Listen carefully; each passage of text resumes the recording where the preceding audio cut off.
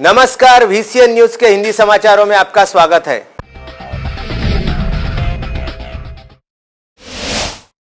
साहूकारी के पैसे न देने की वजह से आपस में हुए विवाद के चक्कर में एक व्यक्ति की चाकू मारकर दो व्यक्तियों ने आपस में ही एक दूसरे पर चाकू से हमला कर दिया।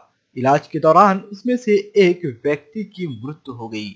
यह घटना बुल्ढाना जिला के शेगांव में घटी। शेगांव शहर के अतुल नरेश धानोकर उम्र 25 वर्षीय रहवासी सावता चौक माड़ीपुरा शेगांव की पैसे व मोबाइल अदला बदली के लिए नीलेश डिंडोकर के साथ विवाद हो गया था। इसमें एक पर पहले तो शाब्दिक गोले दाबे गए, उसके बाद आपस में झड़प हुई। इसी झड़प के दौरान नीलेश डिंडोकर इस युवक ने अतुल की छाती पर चाकू से वार कर दिया, जिसमें अतुल गंभीर रूप से जख्मी हो गया। उसे तुरंत ही अकोला में उपचार के लिए ले जाया गया। उपचार शुरू होने के दौरान ही अतुल की मृत्यु हो गई। घटना की जानकारी मिलते ही शहर पुलिस थानेदार सुनील हुडो व एसडीपीओ प्रदीप पाटिल घटना स्थल पर पहुंचे। वहां पर राहुल धानोकर की शिकायत पर आरोपी के खिलाफ शहर पुलिस ने विविध धाराओं में मामला दर्ज कर लिया। सोमवार को पुलिस के कड़े बंदोबस्त के बीच अतुल धानोकर का अंतिम संस्कार किया गया। इस घटना के बाद से ही आरोपी फरार है। आरोपी की तलाश के लिए पुलिस दल के पथक रवाना हो चुके हैं, लेकिन इस घटना को लेकर समाज के लोगों में कुछ अलग ही चर्चा चल रही है। लोगों में यह चर्चा गर्म है कि मृतक व्यक्ति ने 10% रोज के तौर पर ब्याज से आरोपी व्यक्ति से पैसे लिए थे, जिसके नतीजे में पीड़ित व्यक्ति की हत्या हो गई। ब्याज पर पैसे देने वाला व्यक्ति खामगांव के एक ढाबे पर बैठकर वसूली करता है, लेकिन यह बात कितनी सच है और कितनी झूठ, इसका पता तो जांच के बाद ही लगेगा। अतुल धानोकर व निलेश दिंडोकर यांचा पैशाबाबत देवाणघेवाणीवरून वाद झाला।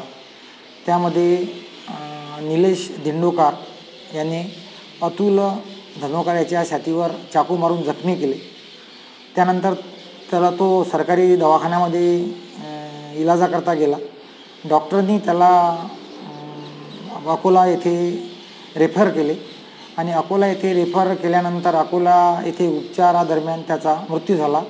त्यावरून राहुल धानोकर याच्या रिपोर्टवरून आपण कलम पोस्टे शेगाव शहर येथे कलम 302 भाडुवीप्रमाणे गुन्हा नोंद करण्यात आला है। पिछले दिनों भी एक युवक ने आत्महत्या कर ली थी, उसमें भी ब्याज के पैसों का दृष्टिकोण सामने आया था। इसके पहले भी आरोपी के पास से बंदूक जब्त की गई थी। इस तरह की खबर स्थानीय अखबारों में छपी थी। बुल्ढाना से VCN न्यूज के लिए महेंद्र मिश्रा की रिपोर्ट।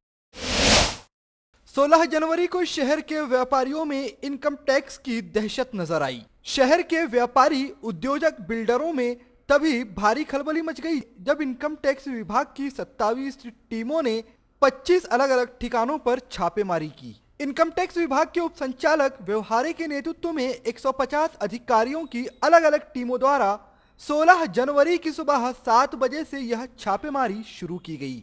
इस छापामार कार्रवाई के चलते शहर में व्यापारियों के अंदर एक दहशत सा माहौल नजर आया।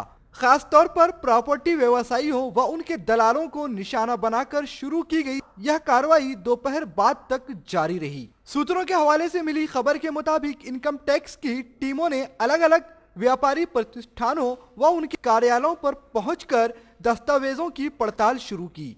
जो जानकारी सामने आई है उसके अनुसार शहर के अलग अलग व्यापारी, उद्योजक, बिल्डरों के दस्तावेजों की जांच शुरू की गई है। वह प्रक्रिया आने वाले 2 से 3 दिनों तक चलेगी, ऐसा इनकम टैक्स विभाग के अधिकारियों का कहना है। ऑन कैमरा रिकॉर्डिंग व कड़े पुलिसिया बंदोबस्त के बीच इस कार्रवाई को अंजाम दिया गया। सूत्रों से जो जानकारी निकल कर आई है उसके मुताबिक सुबह 7 बजे मुंबई, नागपुर, औरंगाबाद के 150 आयकर अधिकारियों की टीम इनकम टैक्स विभाग के उप संचालक व्यवहारे के नेतृत्व में अमरावती पहुंची। उसके बाद अमरावती शहर के इनकम टैक्स विभाग से भी 10 अधिकारियों को उस टीम ने अपने साथ मिलाया और शहर में अलग अलग 25 ठिकानों पर छापेमारी की गई। इस छापेमारी में अमरावती शहर के कई बड़े उद्योजक, बड़ी बड़ी दुकानों के संचालक, बिल्डर व और कई लोगों के नाम शामिल है। इनकम टैक्स अधिकारियों ने फिलहाल इस मामले में स्पष्ट जानकारी देने से किनारा काटा है। आने वाले दिनों में इन मामले में अमरावती शहर के किन किन उद्योजकों के कॉलर गंदे हुए हैं यह साफ हो पाएगा। पुलिस आयुक्त संजय बाविस्कर ने विभाग के 9 पीआईओं के तबादले किए हैं, जिसमें अपराध शाखा का जिम्मा नांदगांव पेट पुलिस के थानेदार कैलाश पुणकर को सौंपा गया है, जबकि यातायात शाखा पश्चिम विभाग के निरीक्षक अर्जुन ठोसरे का तबादला नागपुरी गेट थाने के थानेदार के रूप में किया गया है। सीपी बाविस्कर ने सोमवार को सभी पीआईओ के तबादले के आदेश जारी किए। अपराध शाखा के निरीक्षक प्रमेश अतराम का यवतमाल तबादला होने से उनकी जगह कैलाश फुंडकर को दी गई है। यातायात शाखा पूर्व विभाग के पुलिस निरीक्षक गोरखानाथ गांगुड को नांदगांव पेट थानेदार के रूप में भेजा गया है। भातकुली के थानेदार राहुल आठौले का तबादला यातायात शाखा पश्चिम में किया गया है। पुलिस नियंत्रण कक्ष के पुलिस निरीक्षक अशोक लांडे पर यातायात शाखा पूर्व की जिम्मेदारी सौंपी गई है। खोलापुरी गेट के थानेदार अतुल घारपांडे का तबादला पुलिस नियंत्रण कक्ष में किया गया है। उन पर साइबर पुलिस थाने का भी अतिरिक्त जिम्मा सौंपा गया है। नागपुरी गेट के थानेदार दिलीप चौहान को सीएनसी के पुलिस निरीक्षक के रूप में भेजा गया है। पुलिस निरीक्षक अनिल कुरलकर का तबादला महिला सेल में किया गया है। प्रशासकीय कारणों के चलते तबादला किए जाने की बात सीपी बाविस्कर ने कही है। किसी भी जगह महिलाओं पर बढ़ते अत्याचार और बलात्कार जैसी घटनाएं रुकने का नाम नहीं ले रही है। हर रोज कहीं ना कहीं से इस तरह की कोई न कोई अप्रिय खबर आ ही जाती है। ऐसे ही अमरावती जिला के चांदुर रेलवे तालुका में एक 4 वर्षीय नाबालिग बच्ची पर 26 वर्षीय युवक द्वारा बलात्कार करने का मामला सामने आया है। 15 जनवरी को यह घटना प्रकाश में आई। पिछले 11 दिनों में अमरावती जिला के अंदर इस तरह की ये दूसरी घटना है। चांदुर रेलवे से 10 किमी के अंतराल पर आमला विशेश्वर में बांध काम करने वाले एक आरोपी नीलेश मनोहर खांडखुरे 26 वर्षीय ने गांव की 4 वर्षीय नाबालिग बच्ची को 15 जनवरी के रोज चॉकलेट देने का बहाना करके अपने पास बुलाया। आरोपी के घर घटना के वक्त कोई भी मौजूद नहीं था। इसके बाद आरोपी ने बच्ची पर बलात्कार किया। कुराहा पुलिस ने आरोपी को गिरफ्तार करके उसके ऊपर आपराधिक धाराओं में मामला दर्ज कर लिया है। पीड़ित बच्ची की मां की शिकायत पर आरोपी के खिलाफ धारा 376(2) IJIPC 4812 व पॉक्सो एक्ट के अंतर्गत गुनाह दर्ज किया गया है। इस तरह की जानकारी कुराहा पुलिस स्टेशन के थानेदार द्वारा दी गई। काल दिनांक फिर्यादीने अल्पवयीन मुलीवर झालेल्या बलात्काराबाबत तक्रार दिली आहे। त्यानुसार कलम 376 पॉक्सो ऍक्ट अंतर्गत गुन्हा दाखल करण्यात आलेला आहे व आरोपीचा शोध घेऊन त्याला तात्काळ अटक करण्यात आलेली आहे। तसेच मुलीचे मेडिकल सुद्धा करण्यात आलेले आहे। पुढील तपास वरिष्ठांच्या मार्गदर्शनाखाली करण्यात येते। आरोपीला तात्काळ अटक करून कलम 376(2) IJ भादवी सहकलम 4812 पॉक्सो ऍक्ट अंतर्गत अटक करण्यात आलेली आहे।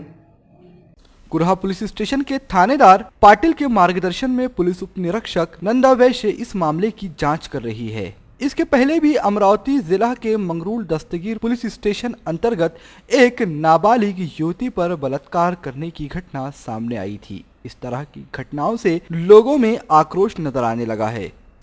VCN न्यूज के लिए चांदुर रेलवे से शहजाद खान की रिपोर्ट। लोकतंत्र के सबसे बड़े त्योहार लोकसभा चुनाव का बिगुल बजने ही वाला है। भारत में लोकसभा चुनाव किसी त्योहार से कम नहीं होते। सही मायने में ये लोकतंत्र का असली त्योहार है।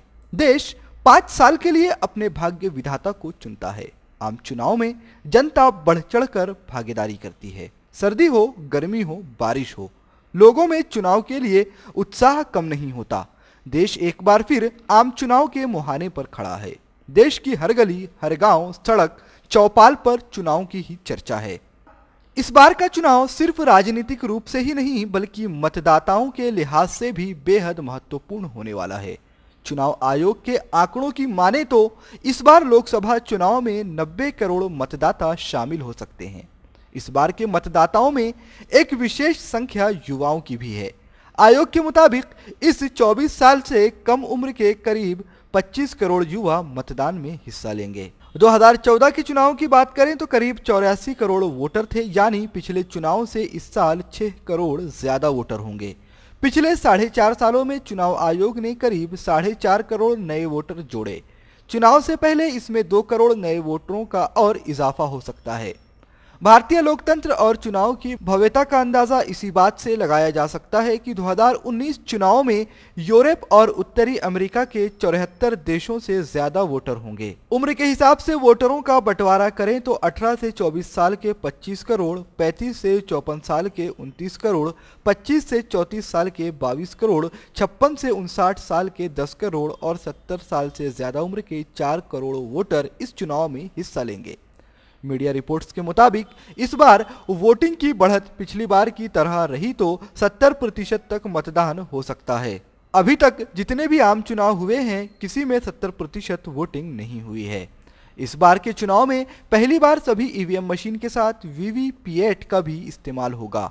एक अनुमान के मुताबिक इस बार चुनाव में 1 करोड़ 20 लाख से अधिक कर्मचारी हिस्सा लेंगे। पिछले चुनाव से यह 50,000 ज्यादा हैं। आपको जानकर हैरानी होगी कि यह भी एक विश्व रिकॉर्ड है। Bureau report, VCN news. संपूर्ण राज्य सहित अमरावती जिले में भी इस वक्त प्रधानमंत्री आवास योजना शिविर व रमाई आवास योजना के तहत घरकुलों का टारगेट तत्काल पूर्ण करने के शासन की तरफ से निर्देश दिए गए हैं। लेकिन घरकुलों के निर्माण के लिए शासन के आदेश के मुताबिक सहूलियत की दरों पर आवश्यक रेती नहीं मिल पाने से निर्माण कार्य ठप पड़ गए हैं, जिससे आने वाले लोकसभा चुनाव की तैयारियों के बीच प्रधानमंत्री नरेंद्र मोदी का ड्रीम प्रोजेक्ट प्रभावित होता नजर आ रहा है। अमरावती के प्रत्येक गरीब के सर पर छत का सपना दिखाकर शासकीय योजनाओं में मंजूर किए गए घरकुलों के निर्माण का लक्ष्य खटाई में पड़ गया है। सरकारी सहूलियत की दरों पर रेती उपलब्ध नहीं हो पाने से यह स्थिति केवल अमरावती संभाग ही नहीं बल्कि आसपास के जिलों में भी देखी जा रही है। पहले हाईकोर्ट ने रेतीघाट की नीलामी पर स्थगनादेश दिया और बाद में ग्रीन ट्रिब्यूनल ने रोक लगा दी, जिससे पूरे राज्य में रेतीघाट की नीलामी अभी तक नहीं हो पाने के कारण रेत के अभाव में घरकुलों का टारगेट प्रभावित हो रहा है, जिसको लेकर शासन प्रशासन भी पशुपेश में पड़ता हुआ दिखाई दे रहा है। वर्तमान स्थिति में शहर व जिले में कुल 14,409 घरकुलों का निर्माण लगभग रुका हुआ है। जिले के ग्रामीण क्षेत्रों में प्रधानमंत्री आवास योजना में 9,000 और रमाई आवास योजना के अंतर्गत 4,554 घरकुल निर्माण किए जा रहे हैं, जबकि अमरावती महानगर पालिका स्तर पर शहर में प्रधानमंत्री आवास योजना अंतर्गत 521 और रमाई आवास योजना में 334 घरकुल बनाने हैं। इस तरह शहर व जिले के ग्रामीण में सभी घरकुल निर्माण के दूसरे चरण में हैं। घरकुल की नींव बनाने के बाद लाभार्थियों को दूसरे चरण में दीवारें बनाने व स्लैब डालने के लिए रेती की नितांत आवश्यकता है। शासकीय योजना में घरकुल निर्माण के लिए रेती उपलब्ध कराने राज्य सरकार ने घरकुल के लिए प्रत्येक को 5 ब्रास रेती देने 17 नवंबर 2018 में अधिसूचना जारी की थी, जिसके अनुसार आर्थिक दुर्बल घटक के घरकुल लाभार्थियों को निःशुल्क रेत देने के आदेश हैं, जबकि अन्य घरकुल लाभार्थियों को केवल 400 रुपये प्रति ब्रास के हिसाब से रॉयल्टी पर ही रेत उपलब्ध कराने के शासनादेश हैं। लेकिन रेतघाट की नीलामी कोर्ट के पचड़े में फंसे होने के कारण घरकुलों का लक्ष्य कैसे पूरा होगा, यह प्रश्न सबके सामने खड़ा हुआ है। खामगांव में 18 जनवरी से 21 जनवरी 2019 तक बरार का 4 दिवसीय तबलीगी इज्तिमा का आयोजन किया गया है। इस इज्तिमा में बरार के अमरावती, यवतमाल, अकोला, वाशिम और बुल्ढाना जिले के लगभग लाख से 1.25 लाख मुस्लिम भाई शरीक होंगे। तबलीगी इज्तिमा में नागपुर के हाजी असलम साहब, जो कि 36 जिलों के जिम्मेदार हैं, उनके हाथ ही दिल्ली निजामुद्दीन मरकज के खुसूसी जिम्मेदारान प्रमुखता से उपस्थित रहेंगे। बड़े प्लॉट के खामगांव के कब्रिस्तान समीप इज्तिमागाह पर शरीक होने वाले नमाजियों के लिए 400 बाय 400 स्क्वायर मीटर का पंडाल बनाया जा रहा है। साफ सफाई का भी काम जारी है। जमीन को लेबलिंग करने के लिए रोड रोलर घुमाया जा रहा है। बुल्ढाना जिले के जिम्मेदारान बखूबी अपनी जिम्मेदारियां निभाते हुए खिदमत के लिए तैयार नजर आ रहे हैं। 21 जनवरी 2019 को सुबह 10 बजे से 11 बजे के बीच सामूहिक दुआ मांगी जाएगी। इज्तिमा अरबी भाषा का शब्द है और इसके साधारण से अर्थ है इकट्ठा होना, जमा होना, परंतु अब इसका इस्तेमाल ऐसे मजमे के लिए होने लगा है, जहां मजहब की भलाई की और उनके प्रचार प्रसार की बात हो। इज्तिमा को यह अर्थ देने में अहम भूमिका निभाई है तबलीगी जमात ने। इज्तिमा में स्थायी मस्जिद, उम्दा वजू, पीने का पानी, साफ सुथरे शौचालय और इस्तिंजा खानों के निर्माण और सर्दी बारिश से बचने के लिए टेंट का इंतजाम किया जा रहा है। जिम्मेदार मुस्लिम भाइयों ने इज्तिमागाह पर 25 से 30 हजार लोगों के लिए व्यवस्था की है, लेकिन एक अंदाज के मुताबिक हमेशा की तरह इस वर्ष भी बरार के इस इज्तिमा में लगभग 1 लाख मुस्लिम भाइयों के आने की संभावनाएं व्यक्त की जा रही है, क्योंकि यह बरार के 5 जिलों का इज्तिमा है। 3 दिवसीय इस इज्तिमा में हजारों लाखों अकीदतमंदों के आने की बात इंतजामिया की जानिब से कही जा रही है। तबलीगी इज्तिमा में हर नमाज के बाद नियम से बयानात यानी तकरीर होती है। इन बयानात से पहले किसी तरह का ऐलान वगैरह नहीं होता कि फला साहब तकरीर करेंगे। स्टेज से सिर्फ सूचना भर दी जाती है कि नमाज के बाद दीन की बात होगी। इस तरह तबलीगी जमात व्यक्ति विशेष को महत्व नहीं देती। इस जमात के जिम्मेदारों का कहना है कि कौन कह रहा है यह देखने की बजाय यह देखें कि क्या कहा जा रहा है। VCN न्यूज के लिए खामगांव से वरिष्ठ प्रतिनिधि फारूक सर की रिपोर्ट। महाराष्ट्र जीवन प्राधिकरण द्वारा शहर में भूमिगत गटर योजना के तीसरे चरण में 45 लाख अब तक नहीं मिलने से पिछले 1 साल से भूमिगत गटर का कामकाज पूरी तरह से रुका हुआ है। आने वाले दौर में महाराष्ट्र जीवन प्राधिकरण द्वारा कई बड़ी चुनौतियों का सामना अधिकारियों को करना पड़ सकता है। शहर के मुख्य मार्ग व परिसर की नालियों से गुजरने वाले मलबा व पानी निकासी के लिए भूमिगत गटर योजना शुरू की गई थी, जबकि यह योजना बीते 1998 से ही की जानी थी, परंतु प्रस्ताव को मंजूरी नहीं मिलने की वजह से यह योजना अधर में रुकी हुई थी। 2016 में रखे गए प्रस्ताव के बाद इस योजना को मंजूरी मिली वह शहर में भूमिगत गटर योजना के लिए कुल 8 करोड़ 65 लाख रुपए की निधि मंजूर की गई। पहले चरण में महाराष्ट्र जीवन प्राधिकरण को 1 करोड़ 10 लाख रुपए प्राप्त हो चुके हैं, जिसके तहत 4 किमी मार्ग पर भूमिगत गटर का कामकाज 40% किया जा चुका है। तीसरे चरण में 45 लाख रुपए मिलने चाहिए थे, किंतु समय पर निधि प्राप्त नहीं होने के चलते यह योजना पूरी तरह से ठप पड़ी हुई है, जबकि शहर में 60% कामकाज अधर में अटके पड़े रहने से इस योजना में काफी विलंब होता हुआ नजर आ रहा है। ऐसे में निर्धारित समय अवधि में यह योजना पूरी नहीं हो सकती। संबंधित ठेकेदारों पर निश्चित तौर पर जुर्माना लगाया जाना है, परंतु निधि प्राप्त नहीं होने से अब तक संबंधित ठेकेदारों ने अपने हाथ खड़े कर रखे हैं, जिससे भविष्य में भूमिगत गटर योजना का कामकाज पूरी तरह से डगमगाता हुआ दिखाई दे रहा है। फिलहाल की स्थिति की बात की जाए तो आज के वक्त में शहर के हर हिस्से में सड़कों के नवीनीकरण का काम चालू है। साथ ही आने वाले लोकसभा राज्यसभा चुनावों के पहले अलग अलग परिसर के सड़कों का निर्माण कार्य भी शुरू हो चुका है, लेकिन भूमिगत गटर योजना का कामकाज पूरा होना जरूरी है, क्योंकि सड़क निर्माण के बाद खुदाई का कामकाज नहीं किया जा सकता। इसलिए ऐसी कई बड़ी चुनौतियां महाराष्ट्र जीवन प्राधिकरण के वरिष्ठ अधिकारियों के सामने आ चुकी है। लेकिन विकास कार्यों की निधि रुक जाने से अब ठेकेदारों और वरिष्ठ अधिकारियों के सामने भी संकट आकर खड़ा हो चुका है कि आखिर चौथे चरण का काम कब और कैसे शुरू किया जाए। श्रद्धा फैमिली शॉपिंग में जाएंगे हम सभी, साड़ियों की नई डिजाइन देखो यहीं से लाएंगे। श्रद्धा फैमिली शॉपिंग में जाएंगे हम सभी, लेडीज जेंट्स बच्चों की हर फैशन लाएंगे सभी। फैशन के सफर में आप भी आगे ही आगे बढ़ते चलिए, क्योंकि बिजीलैंड का सबसे बड़ा आलीशान भव्य showroom Shraddha family shopping and mall, बिजीलैंड कॉम्प्लेक्स, नांदगांव पेठ, अमरावती।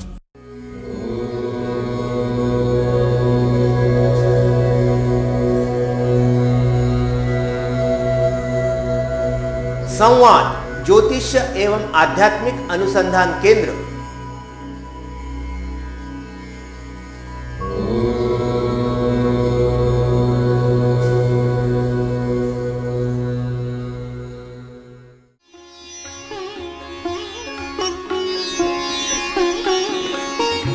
समृद्ध जन्म कुंडली के अनुसार करें अपने व्यक्तित्व का निर्माण, अपने बच्चों की परवरिश करें उनकी जन्म कुंडली एवं ज्योतिष परामर्श के अनुसार।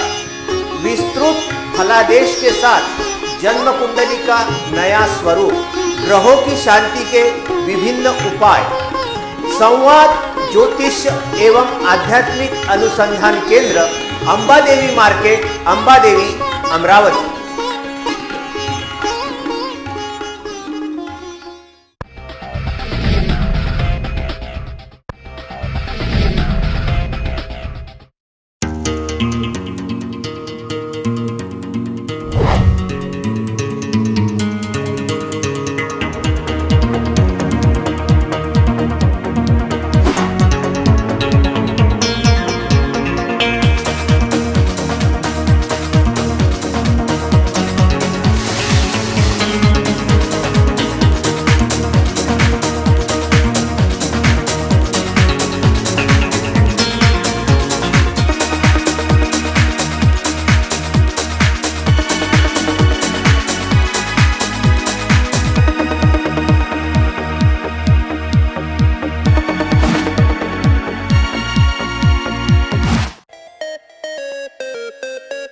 विदर्भ का सबसे बड़ा शोरूम बिजीलैंड में Aradhana wholesale shopping mall, wholesale rate में रिटेल बिक्री। आराधना संपूर्ण लग्न बस्ता, बनारसी शालू, डिझायनर साड्या, घागरा ओढणी, salwar suit, dress material, readymade coat, suiting shirting, teenage wear, kids wear, fashion jewellery, lifestyle, shoes व sandal, home decor, matching. Lane number L2, shop number 43 to 48, बिजीलैंड complex, Nandgaon Peth, Amravati. Aradhana wholesale shopping mall, wholesale rate में चिल्लर बिक्री। आराधना। जरा सोचिए, अगर आज की भागदौड़ भरी जिंदगी में हमें कोई एक कॉल आ जाए कि फला जगह कोई व्यक्ति बहुत ही गंभीर अवस्था में पड़ा हुआ है, उसकी तबीयत ठीक नहीं है, तो क्या हम अपने काम छोड़कर उसकी मदद के लिए आगे बढ़ेंगे? जी नहीं। आज के दौर में ऐसा बहुत कम होता है कि कोई व्यक्ति अपने काम धाम छोड़कर किसी और की मदद के लिए आगे बढ़े, लेकिन कभी कभी कुछ ऐसे वाकयात हमारी आंखों के सामने से गुजर जाते हैं जिन्हें देखकर वाकई इस बात को मानना पड़ता है कि हाँ, सचमुच इंसानियत आज भी जिंदा है। जी हाँ, 16 जनवरी को ऐसा ही एक वाकया अमरावती शहर के जयस्तंभ चौक पर घटा। एक व्यक्ति ने राह गुजरते हुए देखा कि फ्लाईओवर के नीचे एक बूढ़ा अनजान शख्स बैठा हुआ है, जिनके पैर में गंभीर जख्म आ चुका है और वह जख्म पस की शक्ल ले चुका है और पस भी इतना गहरा है कि अब उनके पैर में कीटाणु पैदा हो चुके हैं। उन इल्लियों को साफ तौर पर देखा जा रहा था। उस व्यक्ति ने इन हालात को देखकर विल पावर फाउंडेशन के अमरावती जिला संयोजक शुभम नागपुरे को फोन किया। शुभम नागपुरे को जब यह सूचना मिली तो वह फौरन जयस्तंभ चौक के फ्लाईओवर के नीचे पहुंचे। वहां पर उन्होंने उस बुजुर्ग को देखा जिनकी हालत अत्यंत दयनीय थी। उन्होंने अपने विल वॉरियर्स के साथ पहुंचकर पहले तो उस बुजुर्ग शख्स को खाना खिलाया, उसके बाद अपनी ही गाड़ी पर बिठाकर उन्हें इरविन हॉस्पिटल लेकर पहुंचे। वहां पर उनका उपचार कराया, उनके जख्म की ड्रेसिंग करवाई और फिर उसके बाद उन्हें भेंट स्वरूप विल पावर फाउंडेशन की एक टी शर्ट भी दी। देख रहे होंगे अभी अंकल मतलब सुस्त है, अच्छे से मतलब बात भी कर रहे हैं, तो मतलब अच्छा है अभी अंकल का। अंकल चाय पी रहे हो अच्छे से? अच्छी है, अच्छी है। सो मतलब अंकल थोड़े मतलब अभी अच्छे लग रहे हैं, मतलब जो उनकी हालत पहले से थी तो अभी तो अंकल की हालत अच्छी है और खुश भी नजर आ रहे हैं। पता नहीं अभी चना भुजिया और देख हाँ।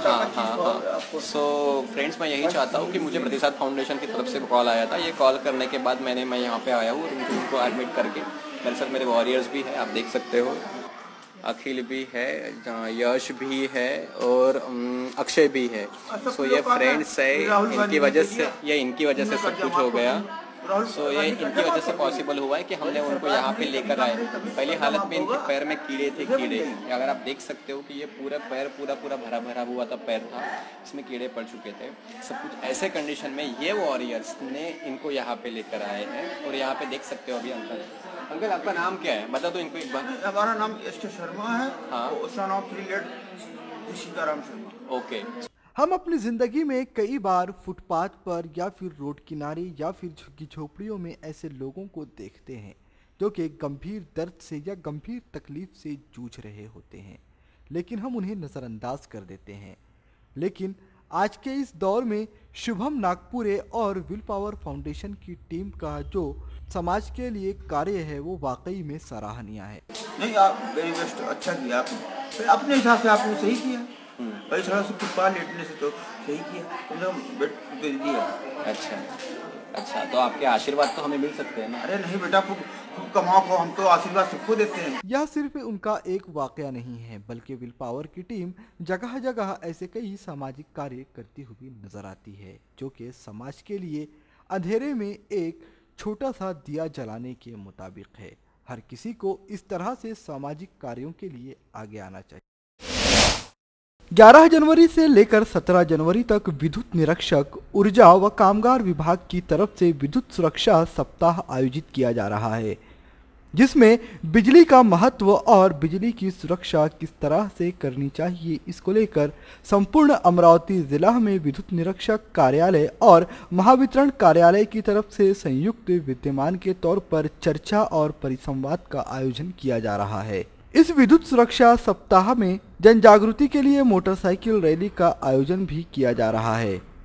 इस अवसर पर पूरे अमरावती जिला में इस प्रकार के चर्चा और परिसंवाद कार्यक्रमों का आयोजन किया जा रहा है। ऐसी जानकारी विद्युत निरीक्षक शिंगड़े इन्होंने दी। अमरावती जिला के चांदूर बाजार तालुका में ITI संस्था में विद्यार्थियों को बिजली के महत्व और उसकी सुरक्षा की जानकारी दी गई। विद्यार्थियों ने इस अवसर पर विद्युत सुरक्षा के लिए शपथ भी ली। इस अवसर पर उप कार्यकारी अभियंता चांदूर बाजार सुधीर वानखेड़े व उनके साथ सभी अधिकारी और कर्मचारी उपस्थित थे। VCN न्यूज के लिए चांदूर बाजार से बादल डकरे की रिपोर्ट। मानव संसाधन विकास मंत्री प्रकाश जावड़ेकर ने सवर्ण गरीबों को 10% आरक्षण देने के फैसले का स्वागत किया है। इसके साथ साथ उन्होंने कहा कि सामान्य वर्ग में आर्थिक रूप से पिछड़े वर्ग के छात्रों के लिए 10% आरक्षण के तहत हायर एजुकेशन इंस्टीट्यूट में अगले शैक्षणिक सत्र से हजारों सीट रिजर्व रखी जाएगी। उन्होंने कहा कि जून में अगले सेशन में जब IIT, IIIT, NIT, केंद्रीय विश्वविद्यालयों और अन्य जैसे संस्थानों में तो उनमें 10% आरक्षण के तहत हजारों सीटें होंगी, जिसकी तैयारी शुरू हो गई है। मानव संसाधन विकास मंत्री ने सरकार के फैसले को सामाजिक न्याय की दिशा में एक कदम बताया है। HRD मिनिस्टर ने रायपुर में एक समारोह में कहा कि यह आर्थिक न्याय और सामाजिक न्याय देने का एक क्रांतिकारी फैसला है। वह 7 जनवरी 2019 का दिन था जब नरेंद्र मोदी ने साल की पहली कैबिनेट बैठक में इस 10% आरक्षण का ऐलान किया। इसी दिन देश भर की जनता को इस आरक्षण के बारे में बताया गया था।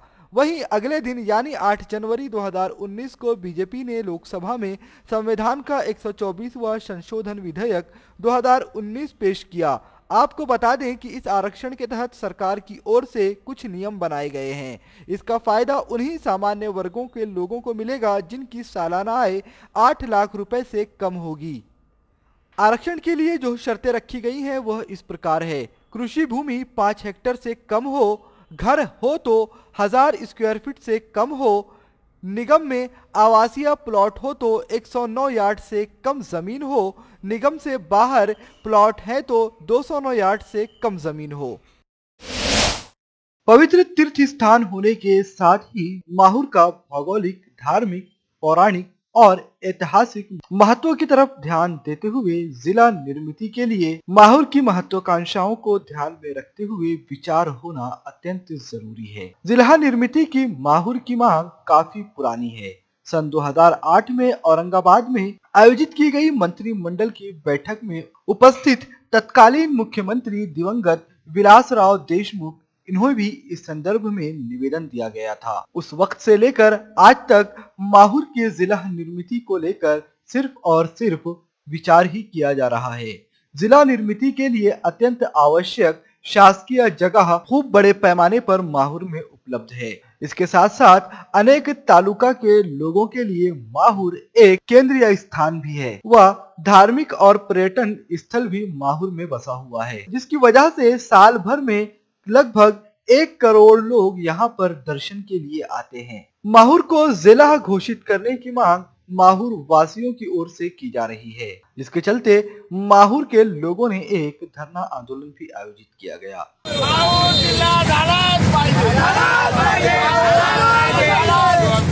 जो हमसे टकराएगा वो मिट्टी में मिलेगा, जो हमसे टकराएगा वो मिलेगा।